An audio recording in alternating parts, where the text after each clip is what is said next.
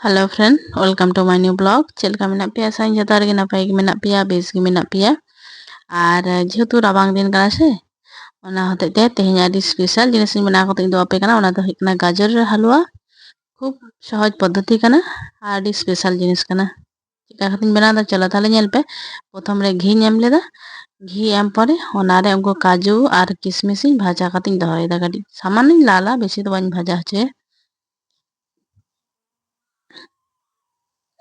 जदि इच्छा बांग तहेना ओना बांग भाजा रहो कोनो असुविधा किंतु भाजा लेखान टेस्ट भागे हिजो गया। ओनाते घी रे प्रथम रे कटिंग भाजा किदा दिए तारपर आरो अल्प घी कटिंग एम जटिदा। कड़ाई दमे ललो दिया घी एम लेखान दमे दोहो राकाब से ओनाते पूरा दमे धुआ राकाब कना नियम के बा नियमक कना। तारपरे ओनारे ᱧᱮᱢᱟ गोटा गरम मसला। गोटा गरम मसला बोलते ᱧᱮᱢᱟ एलाच और दालचीनी और लौंग एम गानोआ ना बारिया गे ᱧᱮᱢᱟ। एलाच को कटी फटाव कते ᱧᱮᱢᱟ चेदा बांग से सेंट लगित ते।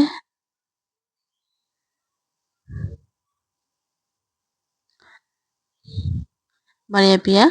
एलाच ᱧᱮᱢᱟ कना।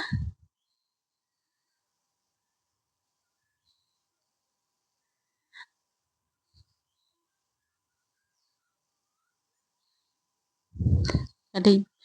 सेंट ते राकाब हचन दिए ओनारे जहाँ ग्रेट कतिंग दोहो कदा से गाजर को निये समय गाजर दाम हो कटी कम कना। और गाजर हो खूब एवेलेबल ओनाते गाजर रे हलवा कटिंग बनाव दा राबांग रे आपे बना पे नेला पड़ी सुंदर गिए। गाजर को माने ग्रेटर माने ग्रेटर तीन माने कटी झिड़ी झिड़ी गेट कदा दिए ओना एम करे ओना कटी भाजा भाजा ते कटी नरम हचन तखन बनो एटा। और जहाँ को चैनल बापे सब्सक्राइब करती हैं प्लीज चैनल को सब्सक्राइब तीन पे और वीडियो को पे कुछ खान लाइक करती पे और कमेंट करते बड़ा हचन पे चलेका होय कांतिया और कोई को चलेका करते पे बेना ओना कटी बड़ा हचन पे और इन चैनल बेसी बेसी करते शेयर तीन पे वीडियो को बेसी बेसी करते शेयर पे बेसी बेसी करते नेल पे और कमेंट आइन पे नेल पे किछुक्षण ढाका दहो लेदिन कलर तीन चेंज ना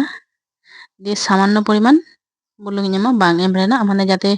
सिद्ध लगी तो अल्प परिमाण बुलुंग एम दा जेहेतु चीनी एम दा से ओना एडजस्ट लगी ते बुलुंग दो एम दा बाखान दो बुलुंग एम ना कोनो जरूरी दो बांग कना। और बुलुंग एम लेखा कटी टेस्ट माने बैलेंस से दोहया इनाते सामान्य एम दा।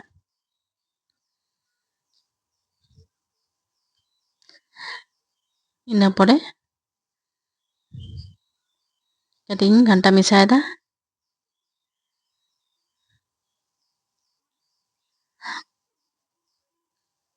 गाजर को भाजा भाजा ते इसिनोआ जेहेतु खूब कुची कुची गया तो दिए किछुक्षण ढाका दोहया कटी जेहेतु बुलुंग एम का दाग को उडोक हचन इसिन हचन 1-2 मिनट परे ढाकना साहा कते नेलदा तीनटा इसिन कान तिया से बांग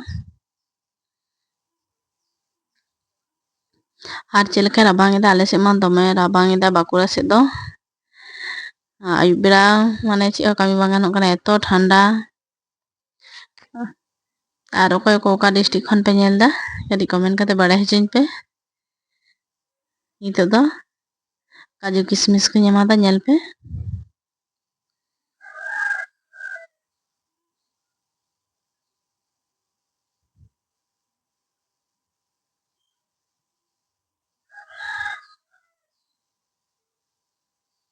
दिए ओना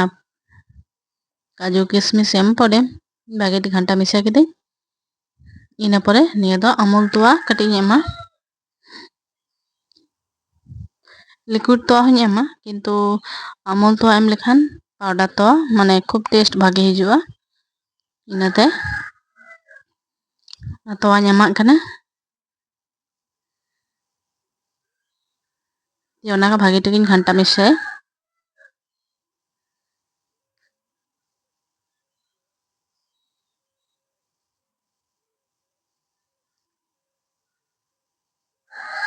কিছুক্ষণ পরে ñelape ona colour change আরহো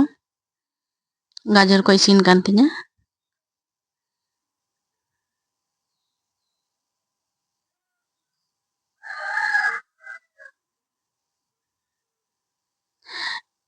bhage ti mix da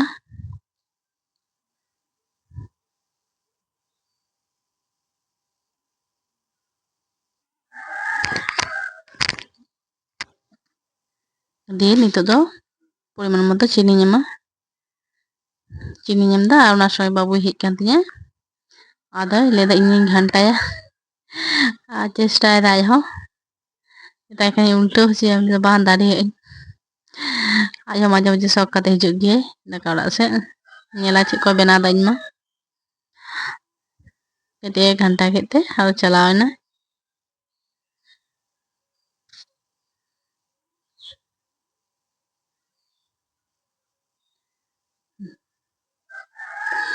joto jahay jemon poriman moto mane চিনি চে লেকা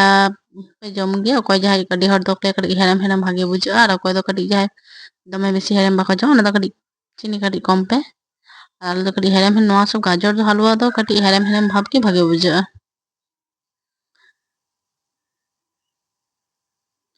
ñel pe tidak sundar ñelok kan tinya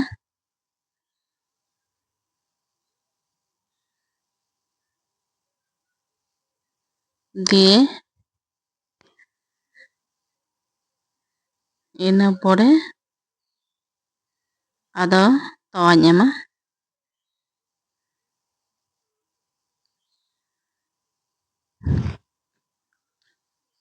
towa প্রায় mid cup khon beshi ñema da না তো আঞ্জেদ লেনখান ge ready tinya এরপর কিছুক্ষণ পর ঢাকা দহই এরপর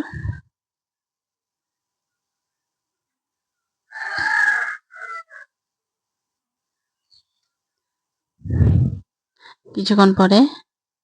ñel pe ঢাকনা সাগাতে ñel da আঞ্জেদ akan tinya একদম রেডি kan tinya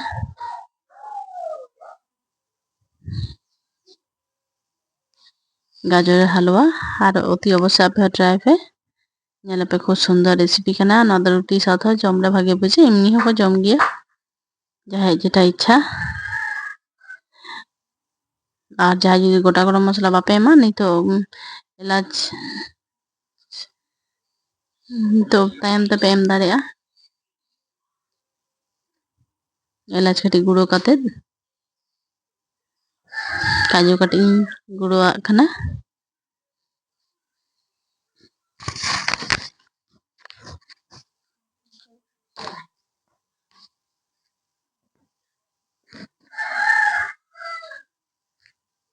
একেবারে রেডি kan tinya গাজরের হালুয়া অতি অবশ্যই আপনি ট্রাই पे আর যাই को যদি জম বুঝে पे খান আলে ওড়াই চুপে অতি অবশ্যই গাজরের হালুয়া জম চুপে